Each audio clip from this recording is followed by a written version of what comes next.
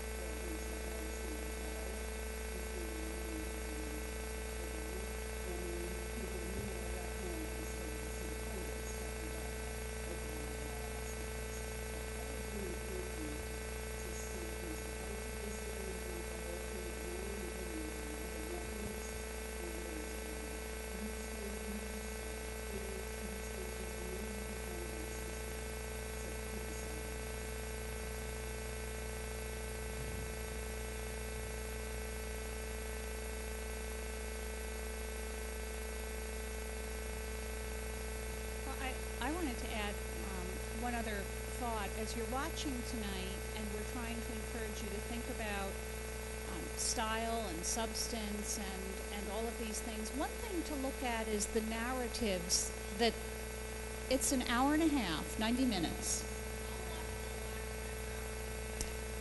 That sounds good. So, but one thing I'd encourage you to do is look for the narratives that they tell and how they use them. I'm not sure what's going on with this mic. But with the, we have a there's clear narrative rhetoric developing here. And Governor Romney is presenting a rhetoric, if you think about it, that President Obama has done a terrible job, that he came in with a difficult situation. Here's the story. President Obama came in with a difficult situation, we'll grant you that, but he has not fixed it. And therefore he needs to be replaced, and we need to elect a businessman who can bring business principles to fix the problem. And in fact, we need to go back to an earlier time. We need to go back to a day when President Reagan was in office, when there were low taxes, when businesses were supported, and if we do that, we will have we'll have a restored America. President Obama, on the other hand, is presenting a different narrative, and his is forward-looking. And in fact, it's very interesting that President Obama's slogan is forward. He's saying, you know what, we came in, we had the equivalent of the Great Depression when I took office in 2008. And we're not where we need to be, but we are making real progress. Unemployment is coming down, home foreclosures are coming down, people are starting to find jobs, we're moving forward, and things are improving. And my policies, maybe they didn't solve anything or everything, but they are moving in the right direction. And if you stay with me, going back to these policies of President Reagan would be terrible. And if we want an example from the past, we should look back to President Clinton, the last Democratic president, when we had a surplus, we had many jobs. And so watch the way they tell the narrative of what is the situation in America over the last 4 years. Are we a country in decline? that's going in the wrong direction and things are falling apart, and we need a new start that reverts back to tested policies of President Reagan? Or are we a country that's moving forward and we've just come through a horrible time and we're going to try to move forward and continue on that path and fix our problems? And you'll see over and over the contest over how we tell that, how these two candidates tell that narrative in many, many different ways. So watch for that tonight.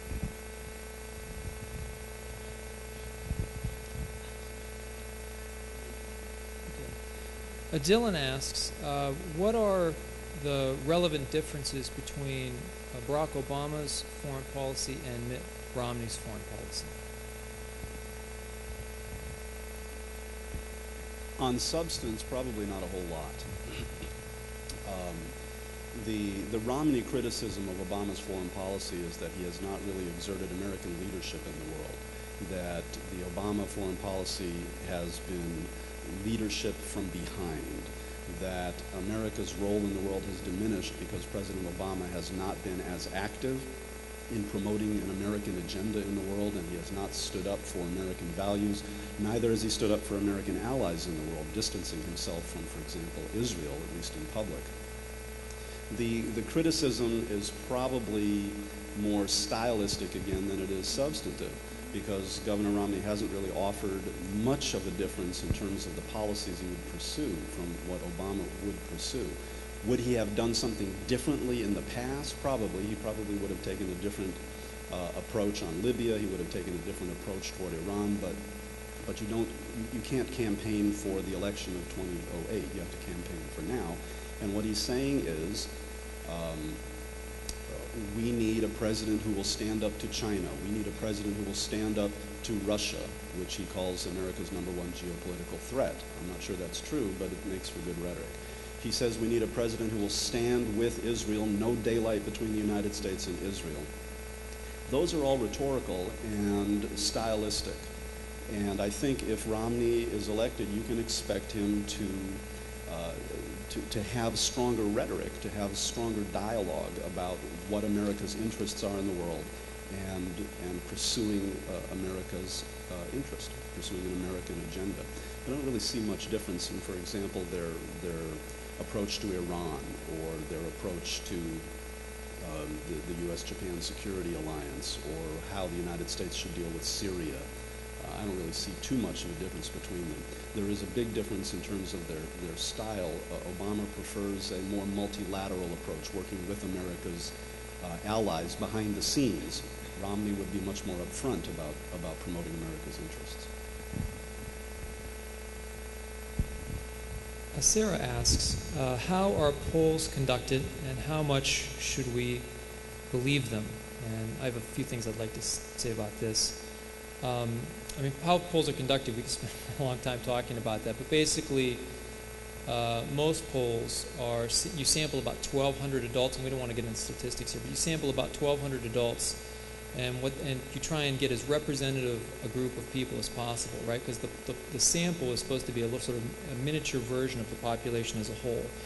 And you ask them what you hope are unbiased questions, and you get a result that is relatively accurate. No poll is 100% accurate.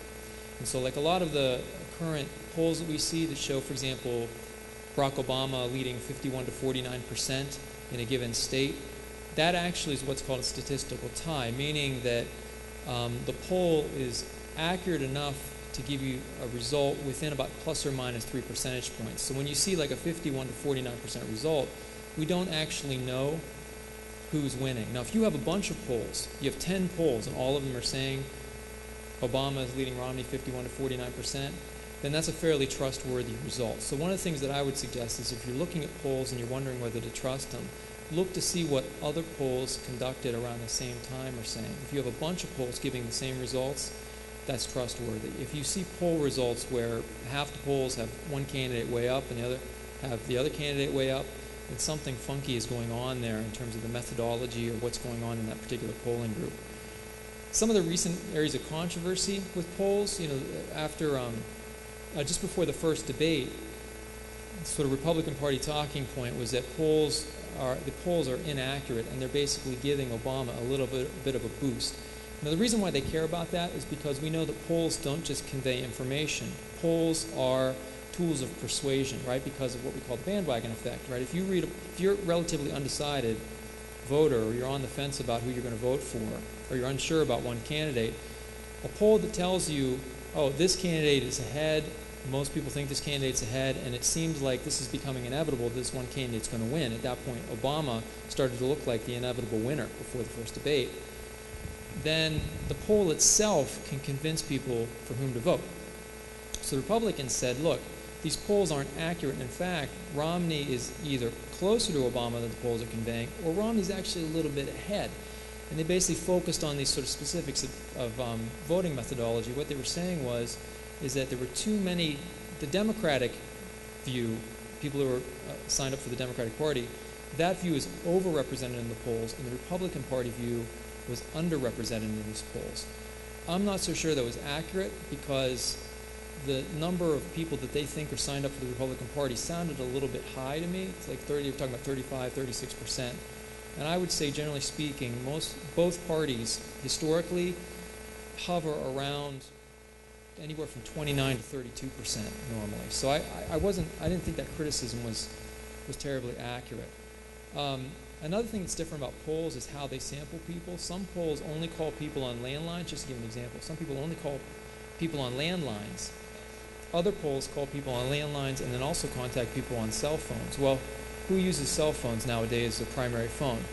Young voters who tend to vote Democratic. So if your poll only includes people who are in landlines, you're probably overestimating their support for the Republican candidate. If you use a poll that includes landlines and cell phones, it's probably a more accurate poll. The last thing I would say before I turn it over is that with polls, if you want to know whether to trust them, I think the thing is if someone's making a criticism about a poll, what you want to do is look for consistency in their criticism. So if you look a couple weeks ago, there was this kind of criticism, these polls were inaccurate, they were overestimating Obama's support and so on. Now that the polls are showing that the race is almost a dead heat, that criticism isn't there anymore.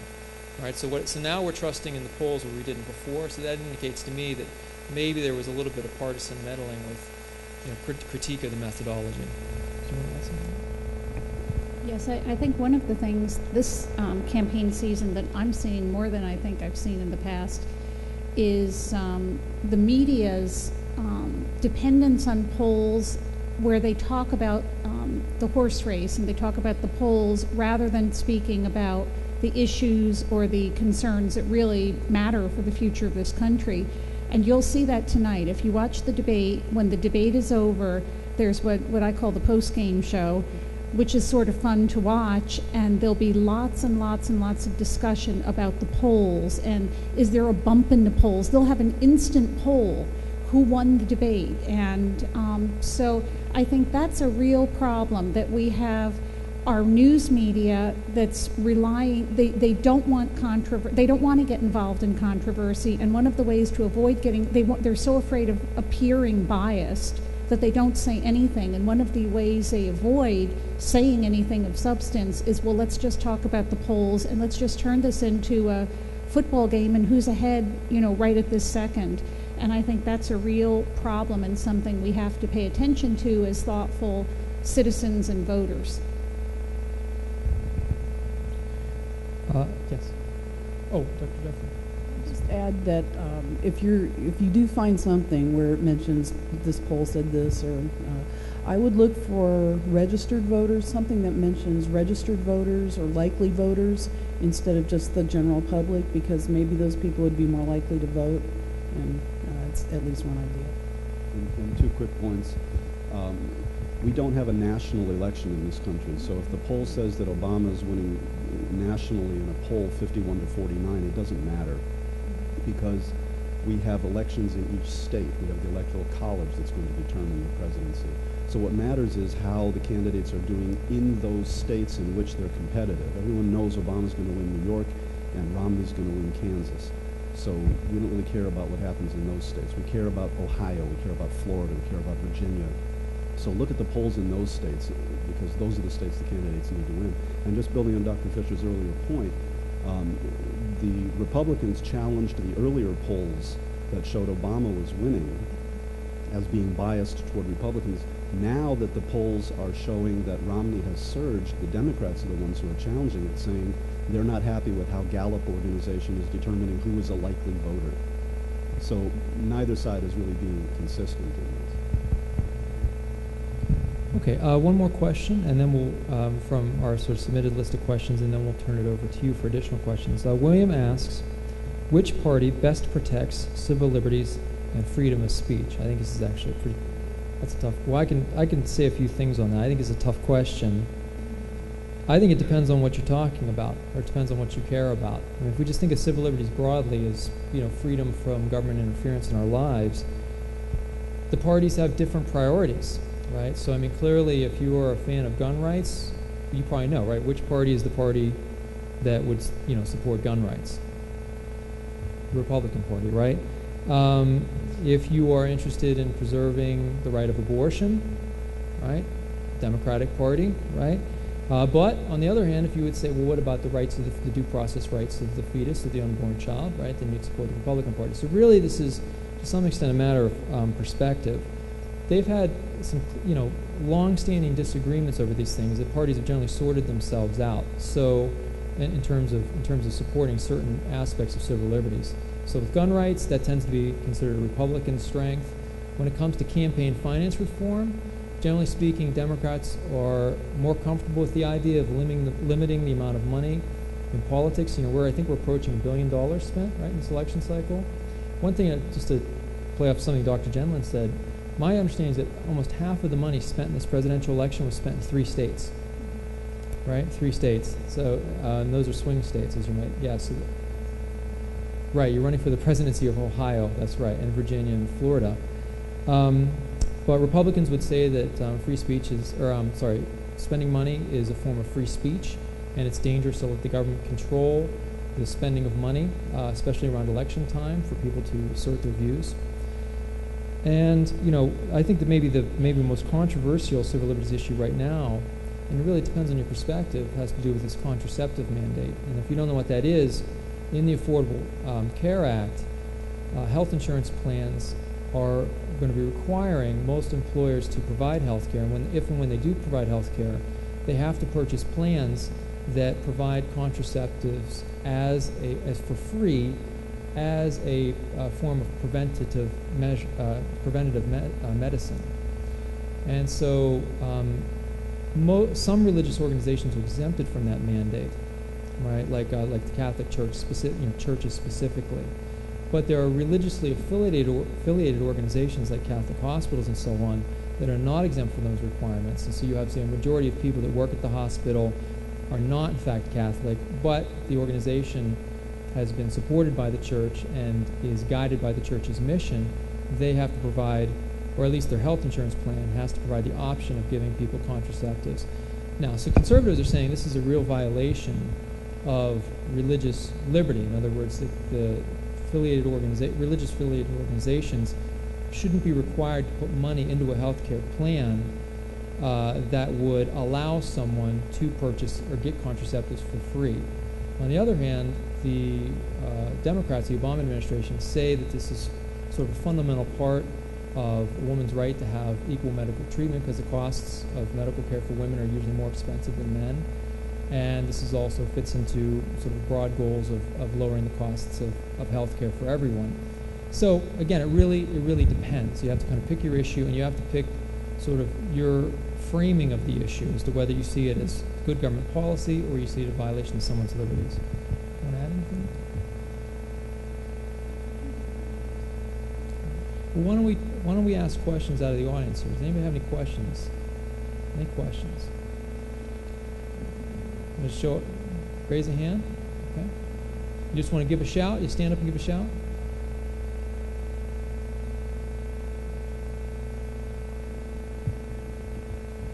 All right.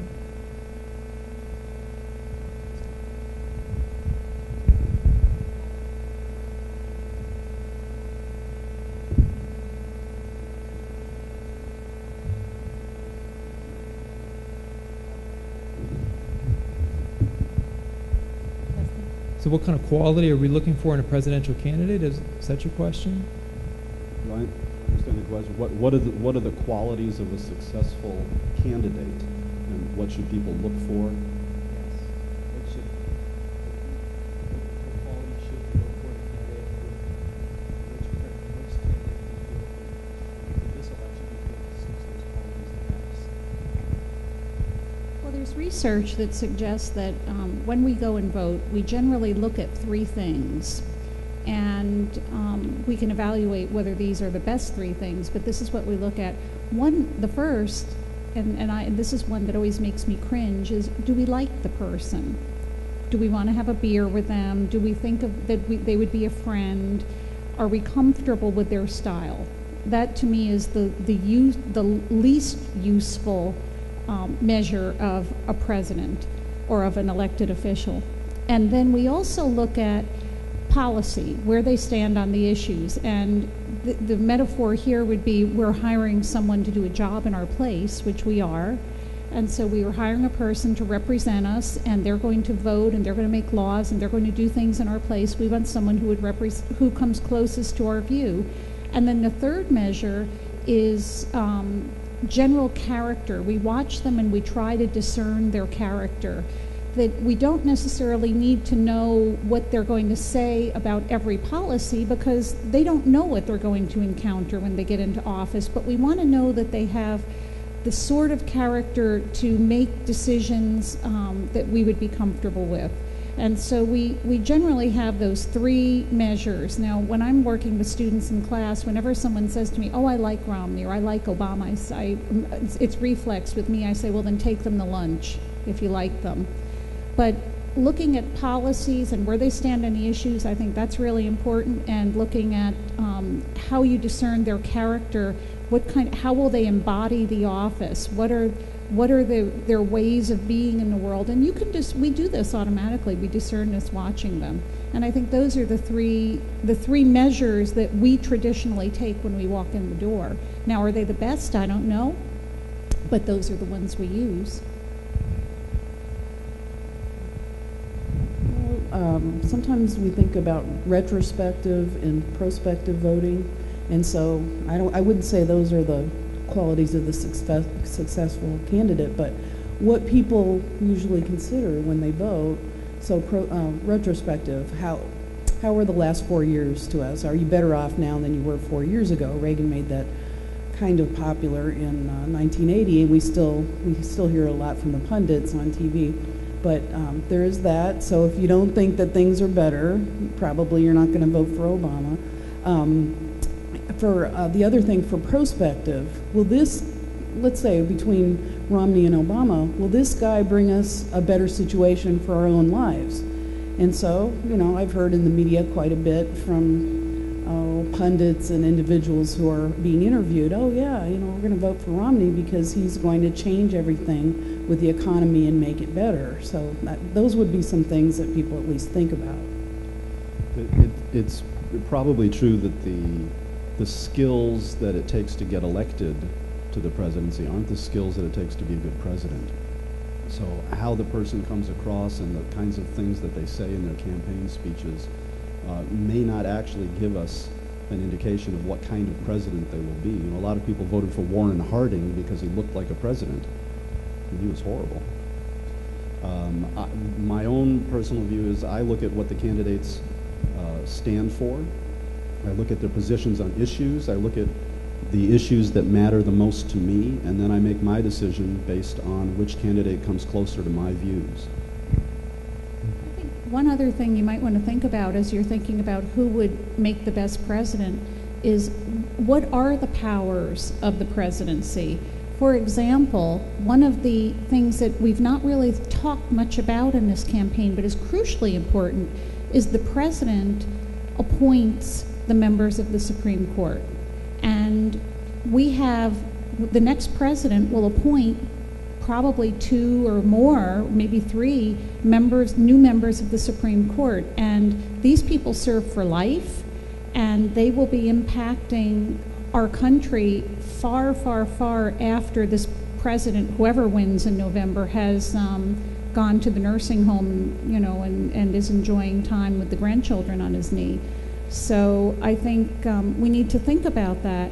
There are so many crucial, fundamental court issues that are coming up, and right now our court is divided 5-4, 5 conservatives, 4 liberals, and one of the 5 conservatives swings every now and then, and it could swing depending on who we elect. If we elect Romney, we would expect to have far more conservative appointments, which would make it a very conservative, staunchly conservative Supreme Court moving forward, with all that means. And if we re-elect Obama, we'll have probably more of the status quo, more of what we have. We'll replace who we have with similar people. People like Ruth Bader Ginsburg is a liberal who is older, and she's probably going to step down. And will she be replaced with another liberal or with a conservative? That's what this election means. And so we sometimes forget to think about, can the president fix gas prices? Probably there's not a lot that the president can do directly to fix gas prices, but there is a lot that the president can do when it comes to the Supreme Court, and that's something we should all pay attention to. We have another question from the audience. Yes.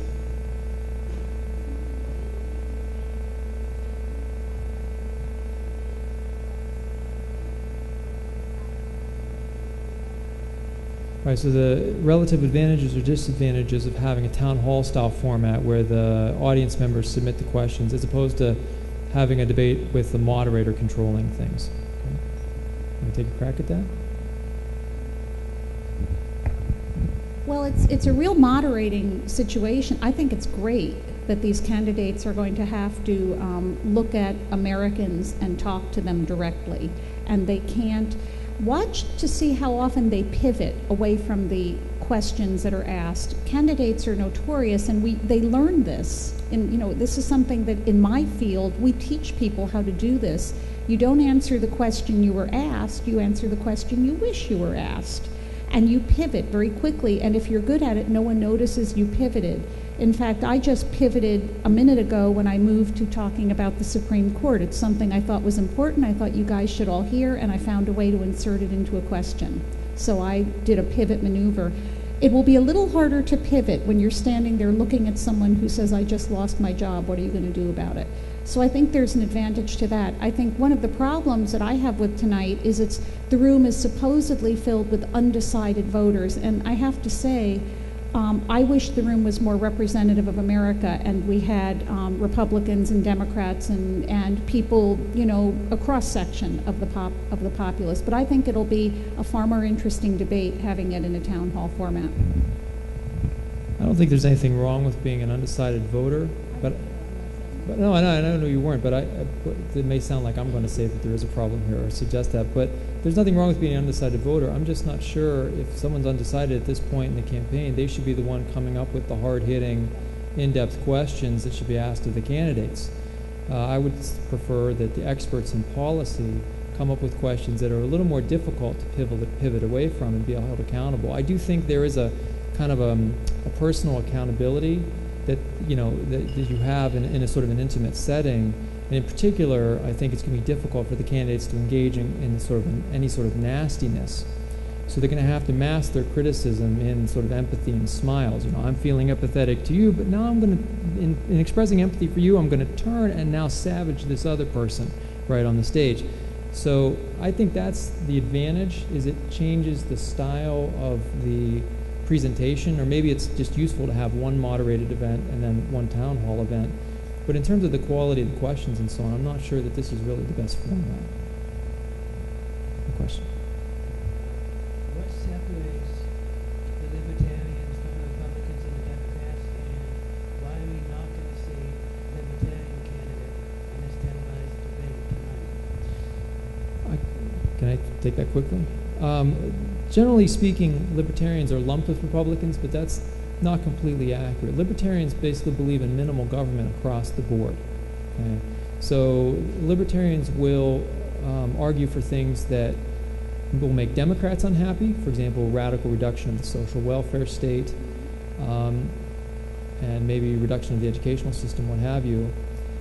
But they'll also say things that make traditional Republicans unhappy, because if you're libertarian on social issues, then you are possibly pro-choice. Legalization of drugs would be on the table, and freedom of speech would be to the extreme, and so on. So that's why libertarians don't fit. We tend to think of people sort of on this sort of single spectrum, right, from left, like you could line up everybody in America from left to right, right? It doesn't work like that. That single axis doesn't work. Libertarians are kind of off in their own space.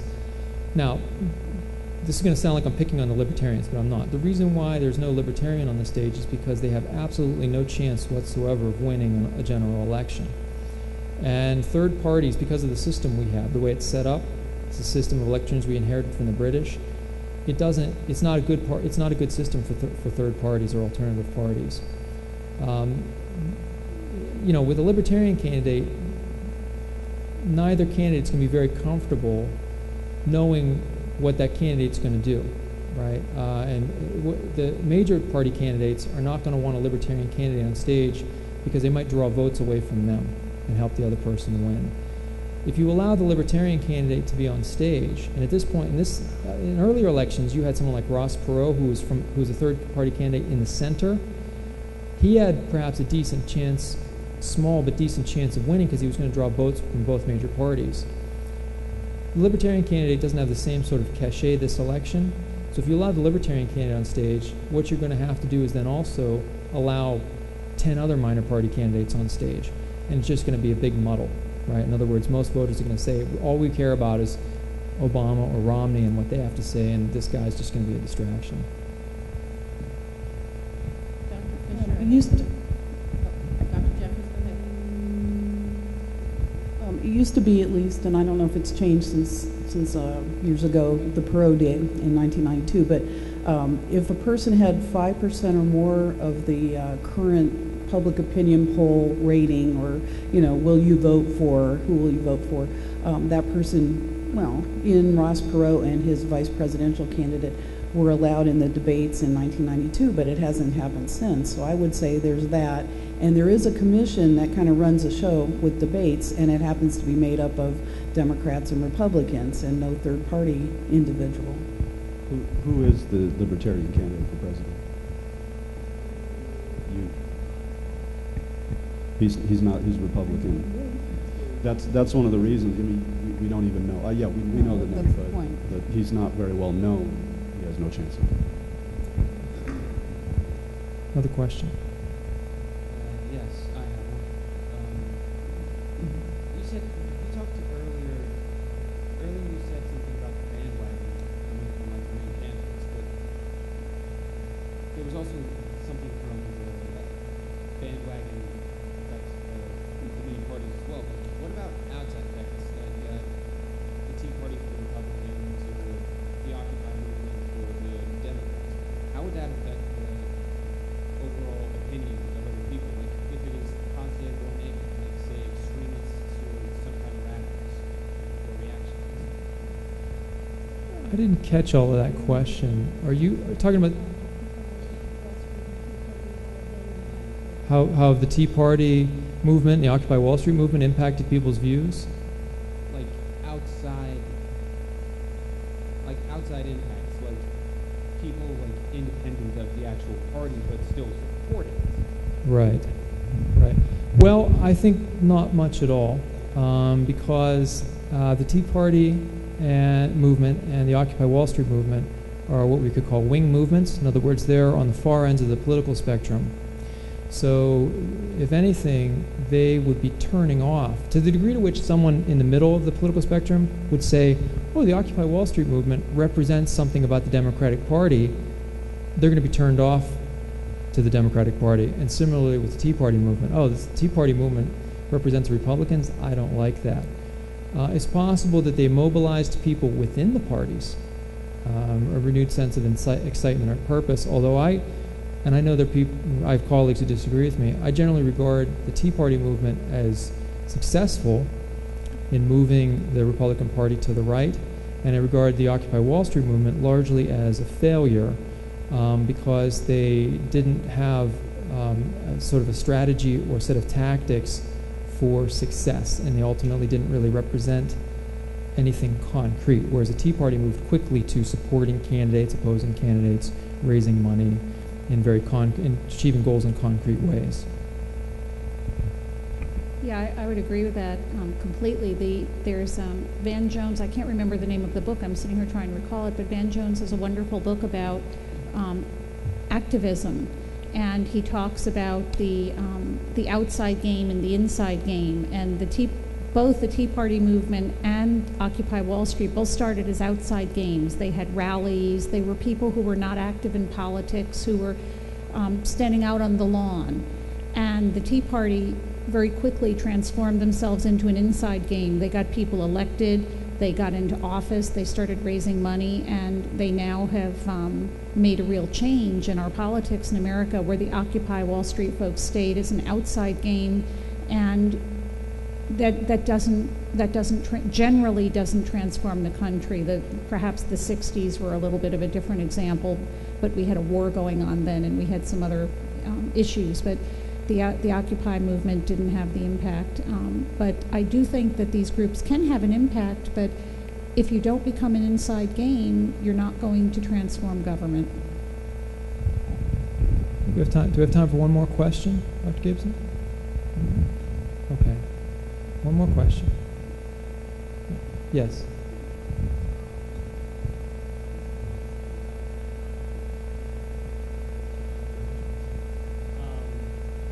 Focus of this election has been mostly on the economy, but there was an earlier question about civil liberties. More specifically, I was kind of curious about the Patriot Act and similar post 9/11 national security type responses. Obama said that he would repeal it, but he didn't. And I'm not sure about what Romney's stance on it is either. Do you think it might be somewhat telling that really things like that haven't really been a focus in this election? So it's a question about national security and comparing them on the Patriot Act and so on. I think it's a question, actually, why we're focused more on the economy than on national security, or why we're focused on this rather than Patriot Act, civil liberties and such. And I think the answer is that because of the Great Recession over the past few years, with higher unemployment and lower purchasing power, people are thinking about what's in their pockets, and people are thinking about what they can do for their families, and jobs have been lost, and so on. And those issues are much more concrete than abstract issues of freedom or abstract issues of what the police can do to other people, because, you know, Lord knows we're not going to be investigated by the FBI. So people tend to vote their personal issues and what they feel is important to them and their families, and the candidates respond to that. Most of the elections that I can think of in the past have been about the economy, have been about jobs, with the exception being in 2004 particularly. But mostly candidates play to what they think are emotional issues and what people think are important, which these days it's jobs, it's the economy. I think just two quick additional points. I think, and Dr. Genlin could disagree with me on this with more authority, but I think generally speaking, once you give the president a certain amount of power, especially when it comes to foreign policy, it's extremely difficult to take it back.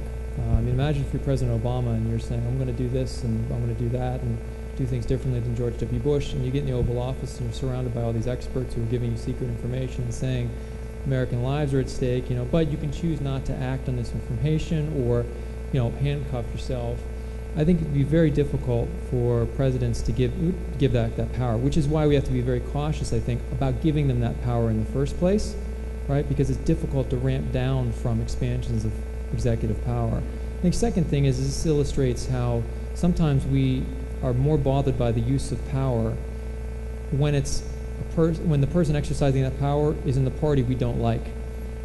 Democrats really, you know, had very negative view of George W. Bush, and in particular, you know, violating the rule of law and creating a security state and all these kind of things. And again, Dr. Genlin, correct me if I'm wrong, I don't think President Obama has deviated all that much from at least the tools that that President Bush used. And in fact, I think he's sort of expanded on some of them, like the increased use of drone strikes and assassinating Americans on executive order and so on. But Democrats aren't all that, or I should say aren't as bothered by that, in part I think because they trust President Obama, where they didn't trust President Bush. Okay? I think that's going to be our last question. I have two announcements. One, if you want to continue the discussion with us, the folks in this department, we have our own Facebook page called politics.edinboro, and I have some flyers out there on the table. And we basically post articles and have debates and discussion with students every single day on politics. So if you're interested in continuing the discussion, go to our website. It's facebook.com, politics.edinboro. Second, we have a nonpartisan organization on this campus called the Edinboro Political Awareness Club, or EPAC, which is dedicated to putting on events that for students who are interested in politics, like movies and discussions, visiting, say, courthouse, visiting law schools, bringing in speakers, having student-run debates, and so on. If you're interested in getting involved with that organization, two of the students who are running the organization have a sign-up sheet out in the lobby, and I would suggest you talk to them. Thanks very much for your time. If you have any other questions also, feel free to email us or come see us during our office hours. Thanks again.